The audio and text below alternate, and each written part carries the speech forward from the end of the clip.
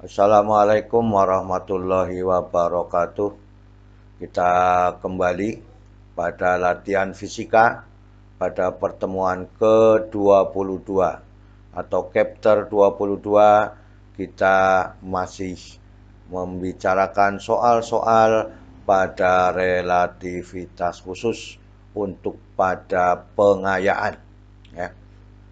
Semoga kita selalu diberikan nikmat kesehatan, kekuatan, dan juga keluarga kita sehingga kita dapat beraktivitas kembali seperti biasanya. Semoga paparan video ini dapat membantu dan mempermudah belajar pada teori relativitas khusus. Kita lihat pada soal yang pertama. Partikel pion mempunyai waktu hidup 2,8 kali 10 pangkat negatif 8 sekon. Berapa jauhkah jarak yang ditempuh jika ia bergerak dengan kecepatan 0,9 C? C adalah kecepatan cahaya, besarnya 3 kali 10 pangkat 8. Kita bahas bersama-sama. T0-nya 2,8 kali 10 pangkat negatif 8 sekon. Kecepatannya 0,9 C. Berapakah jarak yang ditempuhnya? Ini adalah tetapan transformasi, ya, bahwa akar 1 dikurangi V kuadrat dibagi dengan C kuadrat. Kalau dimasukkan V-nya adalah 0,9 dikuadratkan 0,81. C dibagi C kuadrat 1, maka 1 dikurangi 0,81, kalau di akar hasilnya 0,44. Kita masukkan pada dilatasi waktunya. T sama dengan T0 dibagi akar 1 dikurangi V kuadrat dibagi dengan C kuadrat, maka T0-nya dibagi dengan gamma 2,8 kali 10 pangkat negatif 8 dibagi 0,44, maka T-nya 6,36 kali 10 pangkat negatif 8 sekon. Jadi jarak yang ditempuh adalah S sama dengan V kali T, ya, sama dengan 0,9 dikalikan 3 kali 10 pangkat 8 dari sini, ya. Dikalikan T-nya 6,36 kali 10 pangkat negatif 8 sekon. Maka ini harganya 1, tinggal perkalian pada koefisien depan. Ketemunya jaraknya adalah 17,17 meter. Jadi inilah yang diinginkan pada soal nomor 1. Jadi dikerjakan dulu, dilatasi waktunya dengan tetapan transformasinya, baru kita gunakan persamaan GLB-nya. Kita lanjutkan pada soal nomor 2. Partikel poin mempunyai waktu hidup 2,8 kali 10 pangkat negatif 8 sekon. Partikel ini dihasilkan oleh suatu alat pemercepat partikel. Jika kecepatan yang dihasilkan adalah 0,8 C, berapakah jauh jarak yang ditempuh oleh partikel tersebut? A. Tanpa menggunakan relativistik. Yang B. Kejadian sesungguhnya atau relativistiknya. C adalah kecepatan cahaya 3 kali 10 pangkat 8 meter per sekon. Kita kerjakan dulu yang A, ya. Ini yang diketahui dalam soal. Maka ini adalah dilatasi waktu, ya, persamaannya. Kita ambil pada soal yang A tanpa menggunakan relativistiknya. Maka S sama dengan V kali T, ya. Ini persamaan GLB, maka 0,8, ya. C dikalikan dengan T, ya. Sehingga 6,72. Ini 0,8 kali 3 kali 10 pangkat 8, ya. Dikalikan 2,8 kali 10 pangkat negatif 8. maka yang tinggal hanya 2,8 kali 3 kali 0,8 adalah 6,72 meter. Ini kalau tidak menggunakan relativistik, ya. Maka dengan demikian, benda yang mengalami kecepatan cahaya jelas sangat sulit diketahui menggunakan kacamata biasa, ya. Sekarang yang B, kita gunakan relativistiknya. Maka kita lihat pada tetapan gamma ini, tetapan transformasinya. Kalau ada V sama dengan 0,8 C, maka tetapan transformasinya 0,6. Maka persamaan ini dilatasi waktunya adalah T sama dengan T0 dibagi dengan gamma. Sehingga ya, V ya dikalikan T0 dibagi dengan gamma. Maka hasilnya adalah 0,8 C dikalikan T0 dibagi dengan gamma. Dimasukkan angkanya. 0,8 kali 3 kali 10 pangkat 8 kali 2,8 kali 10 pangkat negatif 8 dibagi dengan 0,6. Ya. Maka hasilnya ini ya dibagi dengan 0,6, maka 11,2 meter. Jadi perbedaannya sangat jauh ya. Tanpa menggunakan relativistik adalah 6,72, menggunakan sesungguhnya ya menjadi 11,2 meter. Inilah yang diinginkan untuk soal nomor 2. Maka untuk kejadian yang sesungguhnya itu lebih penting kita ambil bahwa cahaya berpengaruh pada benda-benda yang bergerak.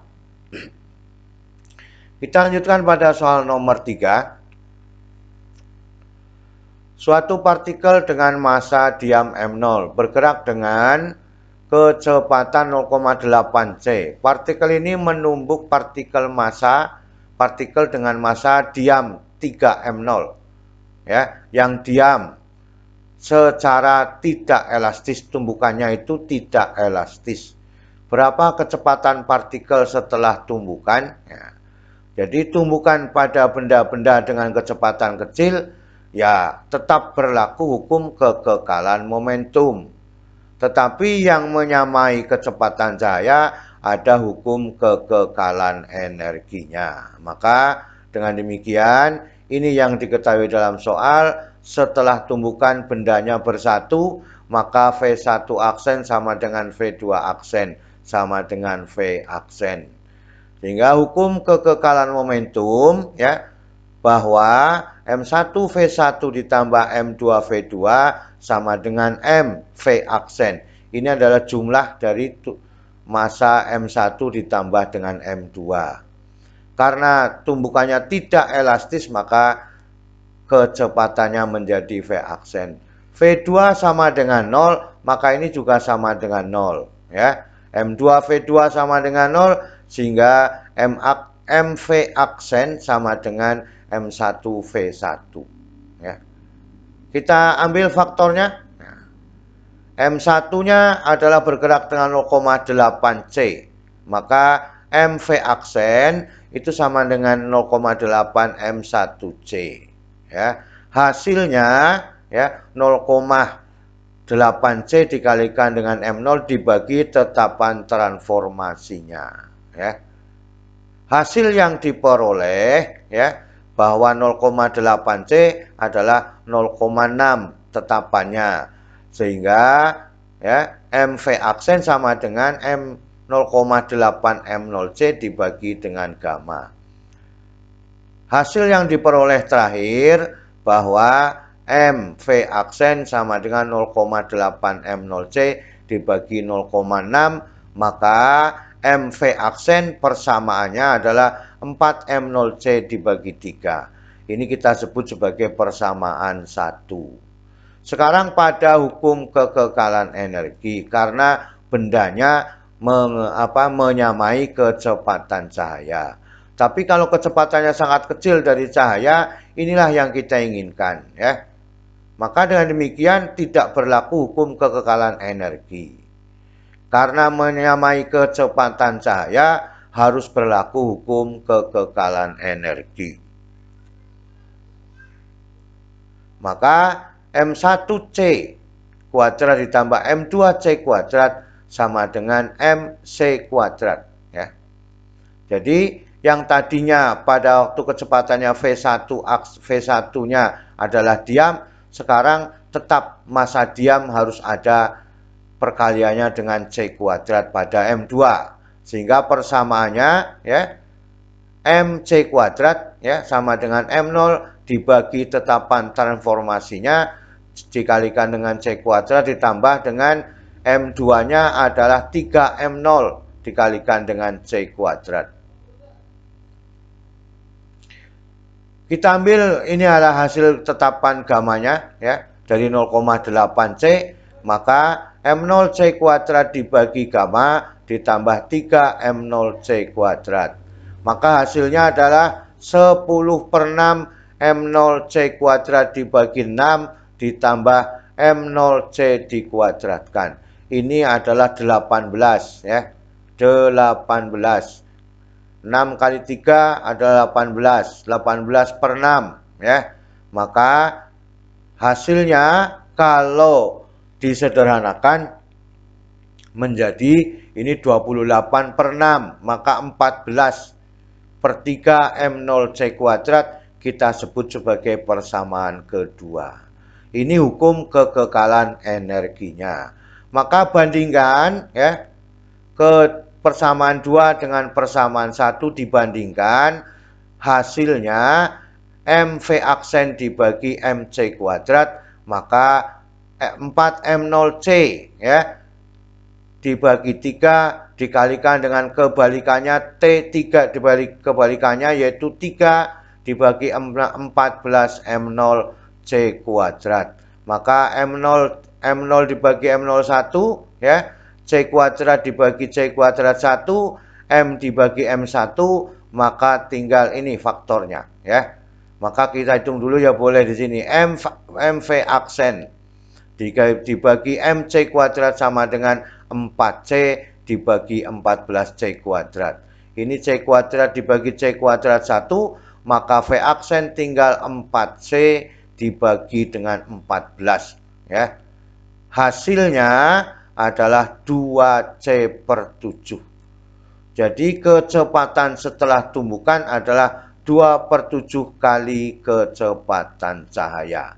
Inilah yang kita inginkan pada soal ini, sehingga perbedaan non-relativitas ya, kalau tumbukannya tidak lenting sama sekali, tidak berlaku hukum kekekalan energi. Tetapi pada relativitas khusus berlaku semuanya. Ya, kita lanjutkan. Pada soal nomor 4 ya. Masih sama dengan soal nomor 3. Suatu partikel dengan massa diam M0 bergerak 0,6C. Partikel ini menumbuk partikel dengan massa diam 5M0 yang diam secara tidak elastis. Berapakah kecepatan partikel setelah tumbukan? Ya, inilah yang diketahui dalam soal ya. M2 memiliki kecepatan 0 ya pada hukum kekekalan momentum ya. Maka V aksennya berapa?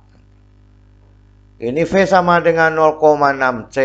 Maka tetapan transformasinya menjadi 0,8. Berlaku hukum kekekalan momentum, ini M2V2 sama dengan 0 karena ini sama dengan 0. Sehingga masih ada MV aksen sama dengan M1V1. Dimasukkan faktor-faktornya, maka 0,6C dikalikan M1. Ya. M1 adalah massa bergeraknya dari massa diamnya M0, maka 0,6 M0C dibagi tetapan transformasinya sehingga 0,6 M0C dibagi dengan gamma sehingga 0,6 dibagi 0,8 M0C. Maka pada persamaan ini MV aksen sama dengan 3 M0C dibagi 4 disebut sebagai persamaan 1. Ini yang terjadi pada hukum kekekalan momentum. Karena kecepatan cahaya mendekati kecepatan cahaya pada tumbukan tidak elastis juga berlaku hukum kekekalan energi. Sehingga persamaannya M1C kuadrat ditambah M2C kuadrat sama dengan MC kuadrat. Ya, ini sudah ada harganya, sehingga ya MC kuadrat sama dengan M0C kuadrat dibagi tetapan transformasi ditambah dengan 5M0. Ini M2-nya ya. M2-nya yang diam, C dikuadratkan. Kita lihat ini hasil ketetapan gamanya 0,8, maka M0C kuadrat dibagi gamma ditambah 5M0C kuadrat, maka hasilnya MC kuadrat 10 M0C kuadrat bagi 8 ditambah 3M0C kuadrat. Ini 24 ditambah 10, 34 per 8. Nah, 34 per 8 ya. 34 bagi 2 17, 8 bagi 2 4, maka MC kuadrat sama dengan 17 M0C kuadrat dibagi dengan 4. Ini disebut persamaan 2. Persamaan 1 sudah menunggu, 3M0C dibagi dengan 4. Kita bandingkan persamaan 1 dan persamaan 2. Hasilnya ya, bahwa MV aksen dibagi MC kuadrat 3 sama dengan 3M0C dibagi dengan 4. Perkalian dari kebalikan 4 ya. Kebalikan dari 4 dibagi 17M0C kuadrat. M0 dibagi M01, 4 dibagi 41, maka MV aksen dibagi MC kuadrat sama dengan 3C per 17C kuadrat. C kuadrat dibagi C kuadrat 1 ya. M dibagi M1, sehingga kecepatan setelah tumbukan adalah 3 per 17 kali kecepatan cahayanya. Inilah yang kita inginkan pada persoalan tumbukan menurut relativistiknya ya. Jadi kita tinggal menggabungkan hukum kekekalan energi dan hukum kekekalan momentum. Sekarang pada soal nomor 5 yang dicari masa diamnya, yaitu pada partikel yang ditumbuk oleh benda partikel pertama ya. Jadi inilah soalnya. Yang belum diketahui ada partikel yang ditumbuk ya pada waktu diam ya. Kita bahas bersama-sama. Ini masih sama yang diketahui. Sekarang V aksennya diketahui 0,6C ya. Berapakah M2-nya? Ini yang di sini ya. Partikel ini menumbuk partikel lain yang diam ya. Partikel yang diam ini yang kita cari masanya ya. Maka masih sama, tetapan gamanya 0,6 karena ada 0,8C. Hukum kekekalan momentum ya. Maka M1V1 ditambah M2V2 sama dengan MV aksen. M2V2 adalah 0 karena kecepatan V2 sama dengan 0. Sehingga MV aksen sama dengan M1V1. Hasilnya adalah 0,8C kali M1. Ya. M1 adalah massa bergerak ya, sebagai massa diamnya adalah M0, maka MV aksen sama 0,8C dikalikan dengan M0 dibagi tetapan transformasinya, hasilnya adalah 0,8 M0C dibagi dengan gamma. Gamma yang terjadi adalah 0,6. Maka 0,8 bagi 0,6 M0C. Maka MV aksen sama dengan 4M0C dibagi 3. Ini persamaan yang pertama. Berlakunya hukum kekekalan energi pada soal ini karena benda pertama mendekati kecepatan cahaya ya. Sehingga hukum kekekalan energinya ya pada tetapan gamanya 0,6 ya dari kecepatan 0,8 C, ya, maka dengan V aksennya sudah ketemu setelah tumbukan 0,6 C. Hasilnya M1 C kuadrat ditambah M2 C kuadrat sama dengan MC kuadrat. Dengan demikian, ya, MC kuadrat sama dengan M0, ya, C kuadrat ditambah M2. Ini yang kita cari, M2-nya dikalikan dengan C kuadrat. Ini sudah ada harganya, ya, sudah ada harganya, ya, 0,6, ya. Maka, ya, M0 C kuadrat sama dengan M0 dibagi dengan gamma C kuadrat, ya. Dikalikan C kuadrat ditambah M2 C kuadrat. Maka ini gamanya 0,6 atau nanti dibalik menjadi 10/6, ya. Atau sama saja 5/3 M0 C kuadrat ditambah M2 C, ya. Ini yang kita inginkan, menjadi disamakan penyebutnya, ya, menjadi 3M2C kuadrat, ya. Maka MC kuadrat sama dengan 5M0C kuadrat ditambah 3M2C kuadrat dibagi 3. Persamaan 1 sudah menunggu, ya. 4M0C dibagi 3, ya. Bandingkan kembali persamaan itu, ya. Maka M V aksen dibagi MC kuadrat sama dengan 4M0C dibagi 3 dikalikan 3 dibagi, ya, perkalian 5M0 ditambah 3M2 dikalikan dengan C kuadrat. 3 bagi 3 1. M dibagi M1. C kuadrat dibagi C kuadrat 1, ya. Maka ini yang kita inginkan, ya. Kemudian, ya, maka ini menjadi 6/10. 6/10 sama dengan 4M0, ya. C kuadrat bagi C kuadrat 1, ya. Ini sudah ada hasilnya 0,6 C, ya. V aksennya adalah 0,6 C, 6/10. Hasil yang diperoleh ini adalah, ya, ini kalau sudah dibagi 2 3, ya. Ini dibagi 2 adalah 2, ya.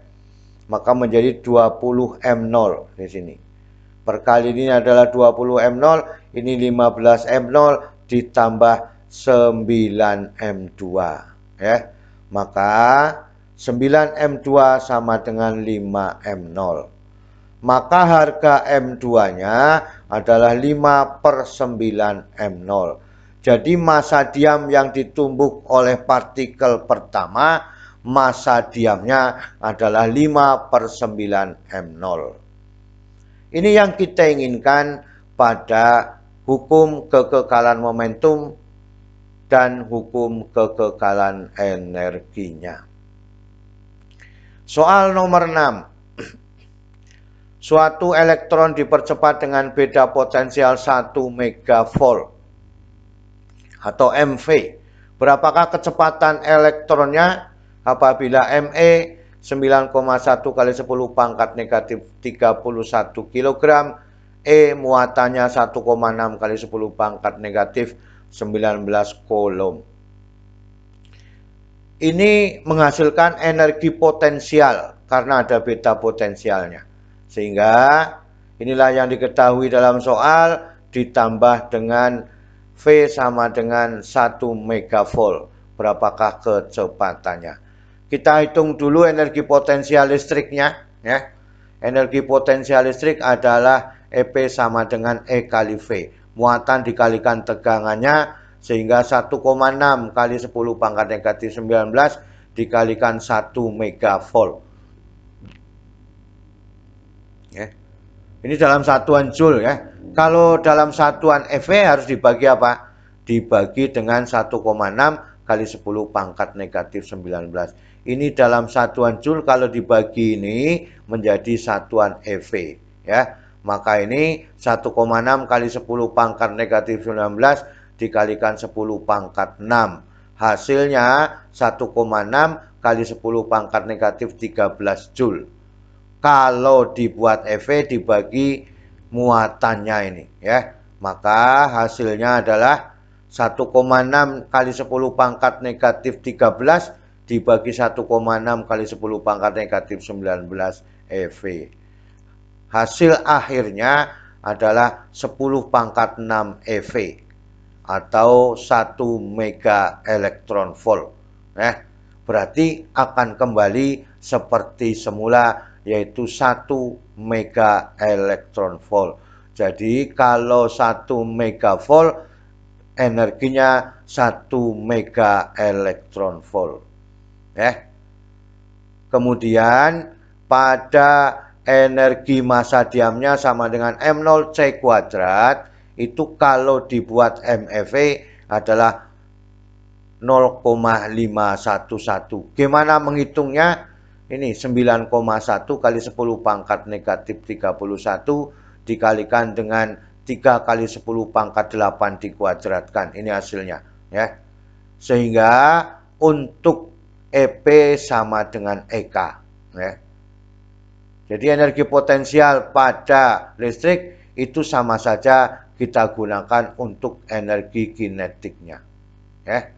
Maka hasil yang dilakukan adalah energi kinetik transaksi pada relativistik itu berbanding dengan siapa? Dengan selisih, ya. Selisih energinya atau energi total dikurangi dengan energi diamnya, maka ini hasilnya, ya. Ini tetapan transformasinya. Maka M0C kuadrat dibagi EK sama dengan gamma dibagi 1 dikurangi gamma. Ya, maka ketemunya 0,511 dibagi 1. Ya. Maka dengan demikian 0,511 ini kalikan silang. Ini dikalikan 1, ini hasilnya. Ini dikalikan gamma, hasilnya 0,551 gamma sama dengan 1. Maka ya 0,511 dibagi, ini dijumlah sini, ya. Dijumlahkan menjadi 1,551 itu sama dengan 0,34, ya. Ini gamanya, transformasinya, ya. Sehingga 1 dikurangi V kuadrat dibagi dengan C kuadrat sama dengan 0,34 dikuadratkan, ya. Maka sama saja V sama dengan C, akar dari 1 dikurangi 0,34 dikuadratkan. Hasilnya adalah 0,88. Akar dari 0,88. V sama dengan C akar 0,88, maka V-nya adalah 0,94C. Ini yang kita inginkan.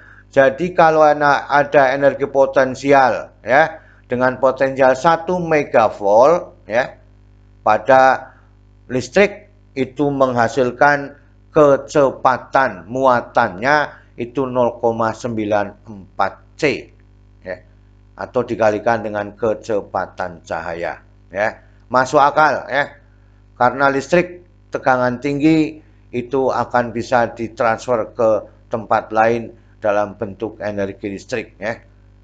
Itu yang kita inginkan pada soal nomor 6 dan keseluruhan soal yang sudah kita bicarakan semua. Ini adalah materi pengayaan. Semoga menjadi perhatian pada kita semua untuk mempermudah pekerjaan pada teori relativitas. Selalu semangat belajar. Terima kasih. Wassalamualaikum warahmatullahi wabarakatuh.